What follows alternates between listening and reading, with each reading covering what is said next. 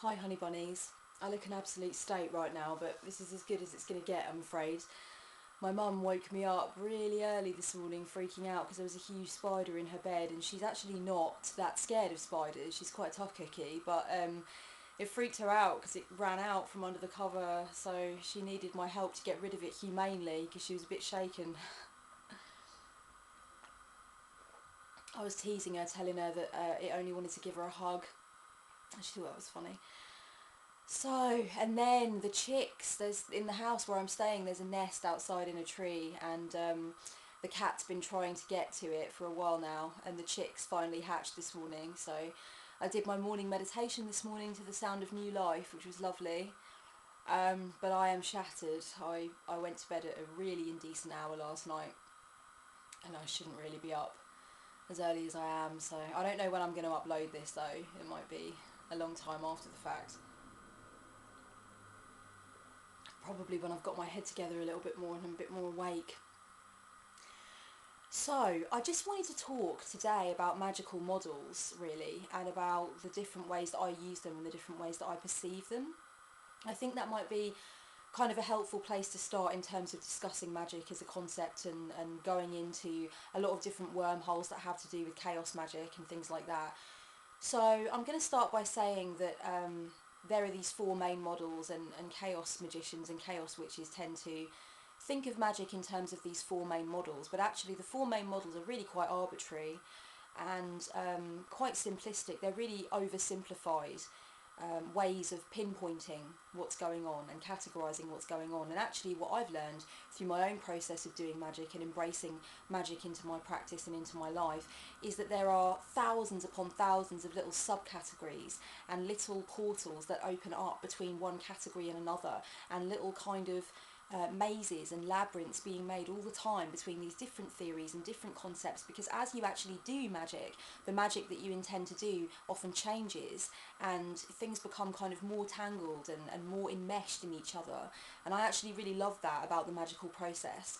I've actually sat down before and tried to pinpoint the different forms of magic that are actually occurring, and the different kind of mindsets that I have with regard to them, and when one paradigm actually might kind of meld into another and kind of marry up with another. So it can get quite complex, but it's the kind of exploration that I really enjoy.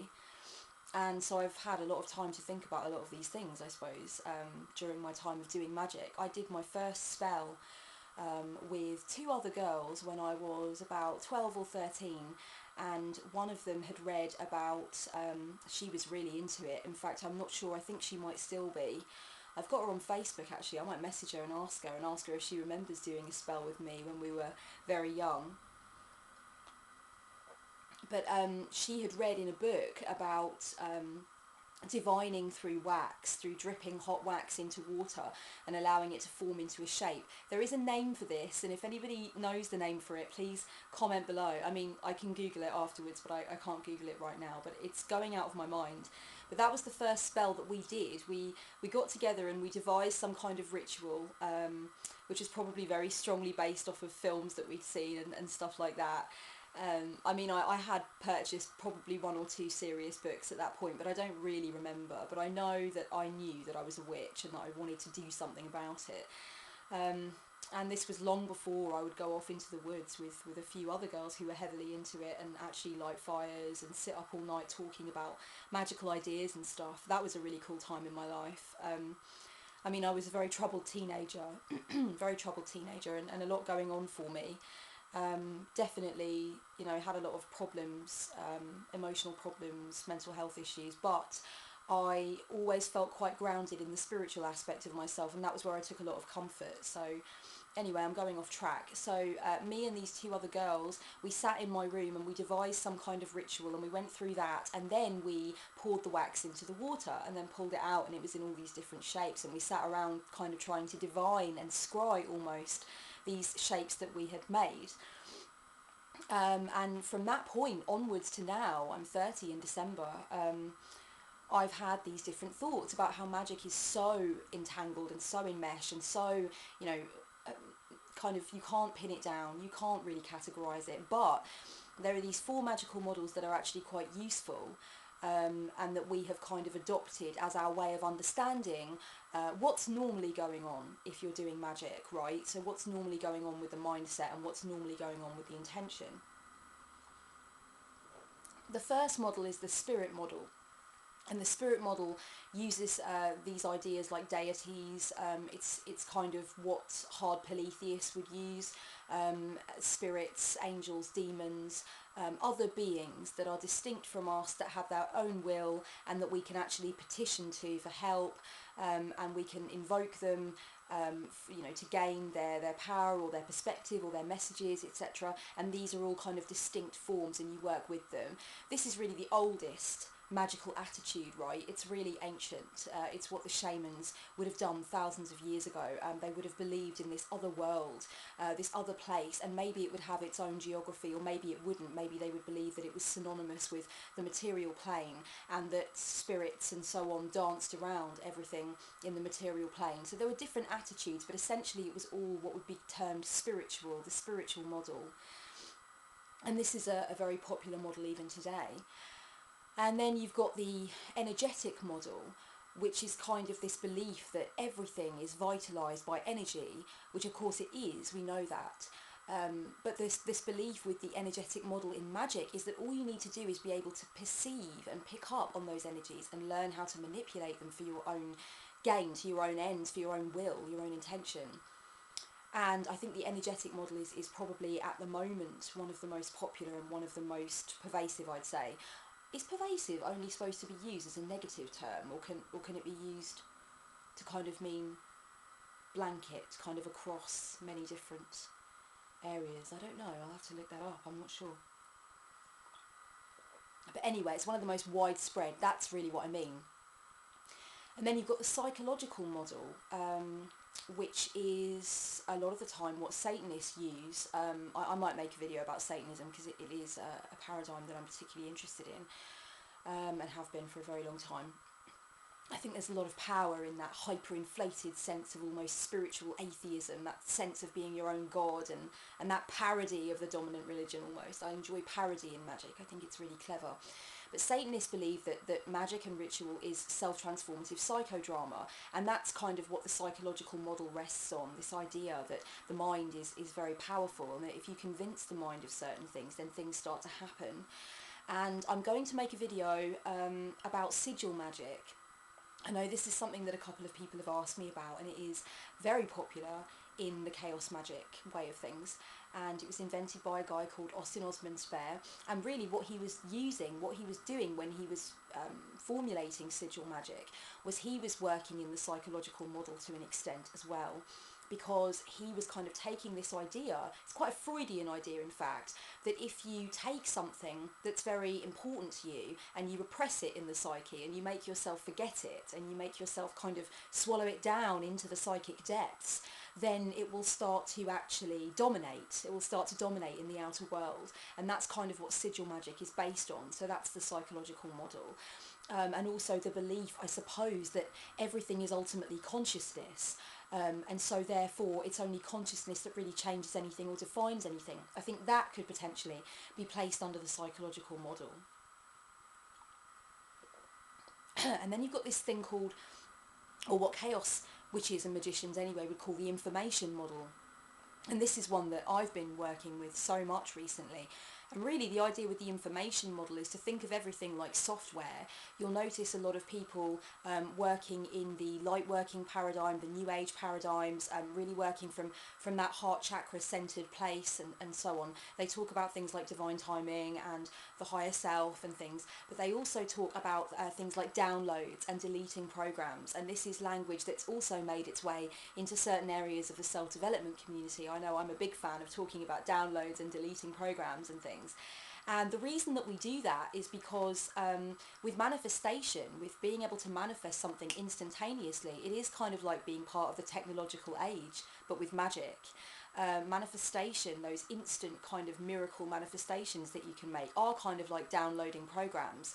And the information model in magic is also to do with raising all of your energy up, getting it all together, making it really, really potent, and then sending it the same way you would send a file to the big computer, or, you know, the universe, whatever you want to call it, cosmos, sending it out there. And a lot of people have a problem with this kind of magic because it's not really very specific in terms of where are we actually sending this intention, where are we sending it to? Do we not care about the specifics, you know, of what exactly it is when we say spirit, when we say source, when we say I surrender this to the universe, let the perfect resources come at the perfect time? Don't we care about, you know, what we're ultimately sending that to? But I would argue that there's no need to really worry about that, because I've been working with surrendering lately, so like really releasing my intention to the universe and then just getting on with my life. And this is something that actually came predominantly out of stress in a way. Isn't it just so ugly when that happens to cups? Happens to me all the time. But then of course if you're using the same cup for a few cups of tea at a friend's house, at least they always know which cup is yours, which is a good thing. So, you know, I don't really think with the information model in magic that it's really all that necessary to fine-tune what exactly it is that you're doing, like you would, for example, with the spirit model in magic. Or you might, you know, read quantum mechanics and really get to grips with what you're doing with the energetic model, or in the psychological model, you might, you know, read books about psychology and help to understand how psychodrama can be transformative for you and your particular psyche or whatever. I really believe with the information model that it's just about lining yourself up with what the universe is already reflecting, in a sense. And I think this is a paradigm that I've come across a few times, and it kind of makes sense to me. When I recently did some extremely effective magic that was based purely off of this idea of releasing my intention to the all, out there, releasing it from me, not taking ultimate responsibility for it anymore, but in fact just saying, I surrender this, I release this to the all, let the perfect resources come at the perfect time, and I trust that whatever I put out is going to come back for my highest good. And very effective, very instantaneous results, let me tell you. It was crazy. It was crazy. So it is very effective. And I don't think it really needs to be kind of like fine-tuned any more than that, really. It's just one of those things. So, what else did I want to say? Okay, so then there's this thing called the meta model in magic, and that is really the model that we are using as chaos witches and chaos magicians. And the meta model is basically this idea that if it works, don't fix it, right? So you have to find the perfect paradigm, the perfect attitude, the perfect approach for that moment, or for your particular magical working, or for your particular needs at that time. And then it's really just a case of embracing that belief and working with it until you achieve your aim. For some people this might be really difficult to do because your core beliefs are your core beliefs, and it's actually sometimes quite difficult to deconstruct them and work with them in a way which is fluid and not rigid. But for me it was incredibly easy, because from quite a young age, when I first came to magic and ritual, I realised that I am extremely multifaceted in terms of what I believe about magic, and in terms of what kind of model I think I'm using at any one time. It wasn't actually that difficult for me to deconstruct my belief system and then take on another one, because I do that quite a lot anyway. For example, I do believe that ritual is self-transformative psychodrama. I also believe it's the bridge between the conscious and the unconscious. I believe that once you make something intangible tangible, once you take something from, you know, the etheric plane or the astral realm or your mind, your psyche, and you make it into something actionable and viewable and actually, you know, there in the tangible realm, I think that that in itself is a form of magic. You have brought something into being, whether this is for emotional release and healing, whether it's for a magical working, whether it's to set intentions, anything like that.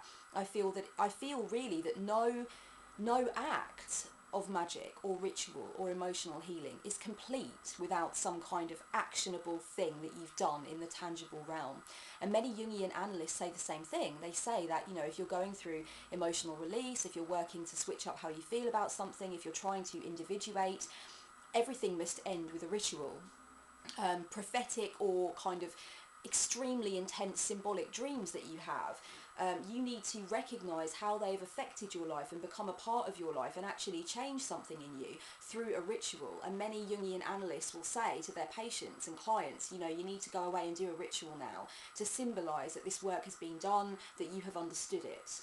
And that's when it really becomes real. That's when it really becomes something actionable and something for the long term, something that's become a part of your life. So I definitely follow the psychological model, and although I'm not actually a huge user of sigil magic, I understand the concept, I understand what it means to actually take something into your psyche in an unconscious way, push it down there into the depths, and then it becomes part of what actually becomes predominant in your life. So I do understand that. Oh, sorry.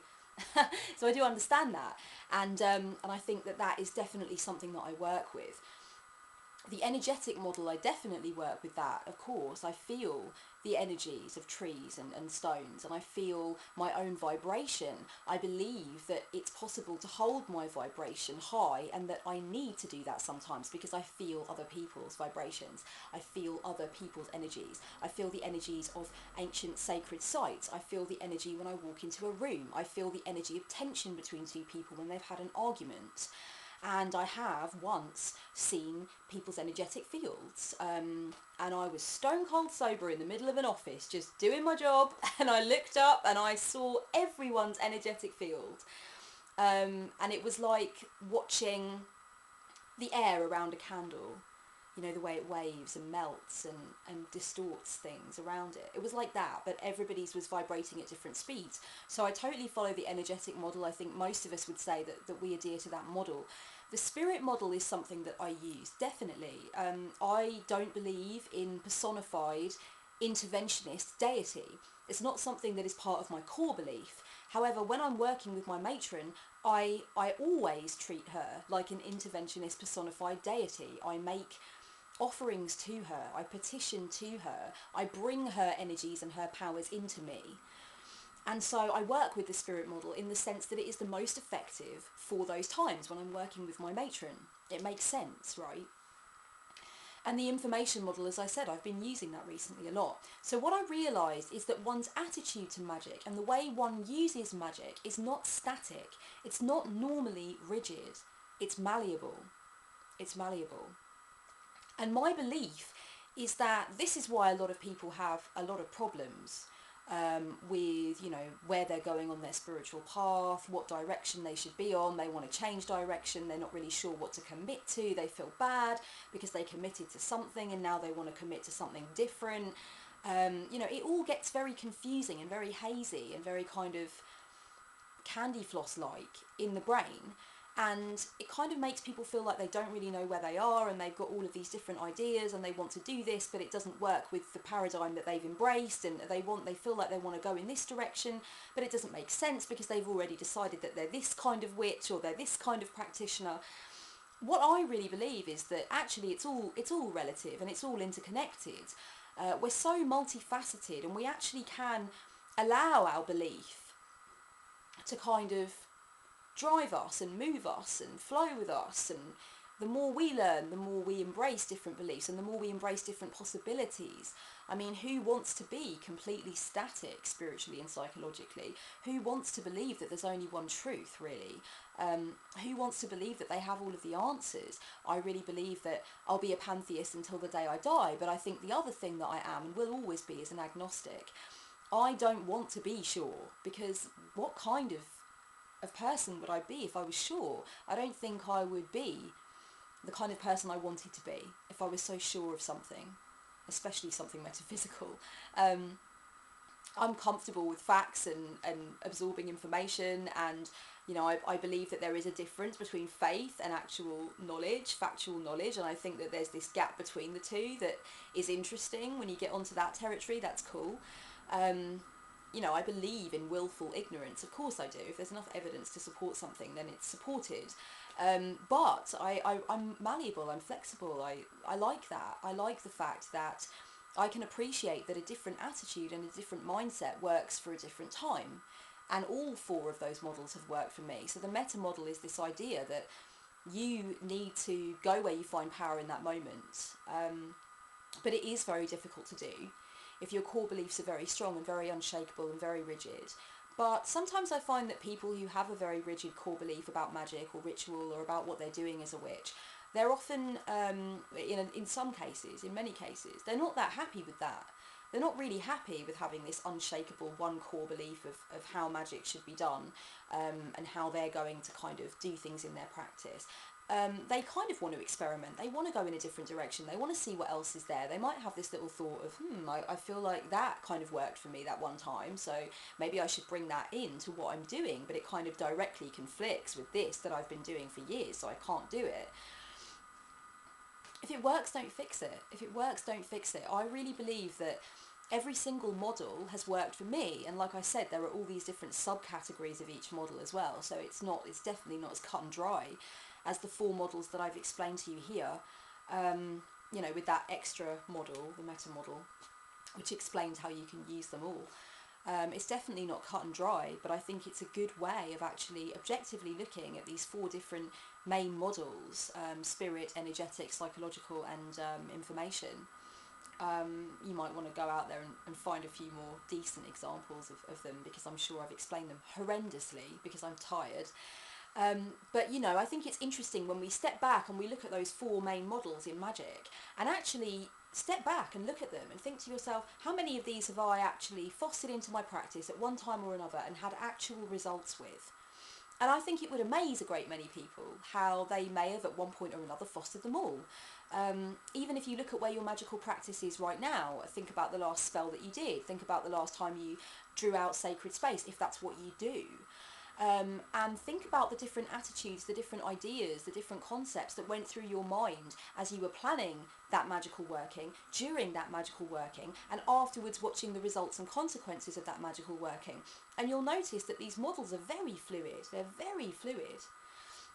And you can use them in conjunction with each other. I feel that the energetic model and the information model can be quite nicely matched up together. I think that's quite an interesting idea. I think that, these ideas overlap. They overlap and they make sense in different ways to different people. But I do think it's probably very true that there are very few magical practitioners that I've met on the material plane or on the cyber plane that only use one, stick with one, only swear by one, and are only loyal to one.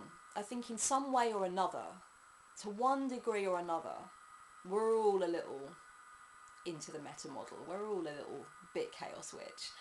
And the term chaos witch and the chaos magic principles, which I'll set out for you in another video, they're not for everybody.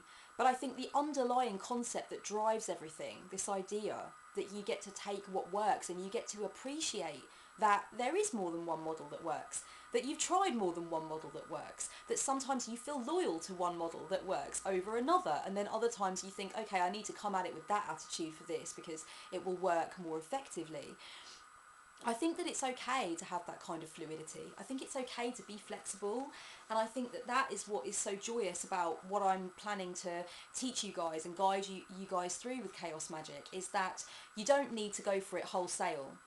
And I've said this to people before, learning about the chaos magic principles and getting into some of the texts and talking to people who work with the chaos magic principles does not need to be about you suddenly dropping everything and becoming a KO. It's not about that. It's about understanding that some of these ideas are very liberating, and some of them already directly reflect things that you've thought before, that you've recognised before, and that's a really exciting thing. So I think I'm going to stop rambling now, but yeah, the 4 magical models and that extra one that basically gives you the freedom and the liberty to select from any one of those 4.